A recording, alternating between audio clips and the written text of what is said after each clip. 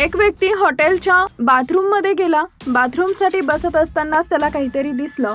त्यानं एक छोटी काडी आणली आणि नक्की काय आहे ते पाहत होता. त्यानंतर काही सेकंदात असं घडलं की सर्वांना धक्काच बसला. टॉयलेटच्या भांड्यात असं काही निघेल याचा विचारही कोणी केला नाही. तरुणाची बोबडी वळली. टॉयलेटचे भांडे उघडताच सर्वांना मोठा धक्का बसला. 5 मित्र फिरण्याकरता गेले होते. एका रिसॉर्टमध्ये ते थांबले. त्यापैकी एक जण बाथरूममध्ये गेला आणि त्याच्या पायाखालची जमीनच सरकली.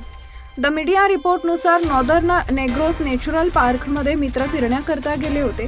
या दरम्यान एक मित्र बाथरूममध्ये गेला आणि त्यानं टॉयलेटचा फ्लश ठीक होत नसल्यानं दुसऱ्या एका मित्राला बोलावलं. त्यानं वारंवार फ्लश केलं पण पाणी जात नव्हते. त्यानंतर काहीतरी काळं दिसू लागलं. या मित्रांनी थेट एक छोटी काडी आणली आणि त्या काळ्या वस्तूला हलवत होते. मात्र या दरम्यानच थेट टॉयलेटच्या भांड्यातून किंग कोब्राच बाहेर आला. हा किंग कोब्रा कॅमेऱ्याकडे पाहून जीभ दाखवतानाही दिसला. सापाला बघताच काय करावे हे कोणालाही कळत नव्हते.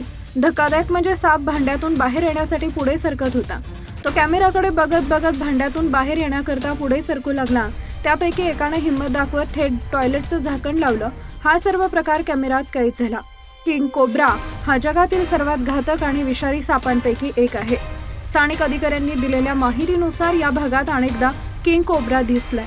सध्या प्रचंड उन्हाळ्याचे दिवस असल्यानं साप बाहेर येतात आणि थंड ठिकाण शोधतात. हा साप पाईपाच्या मदतीनं टॉयलेटच्या भांड्यात पोहोचल्याचा अंदाज आहे.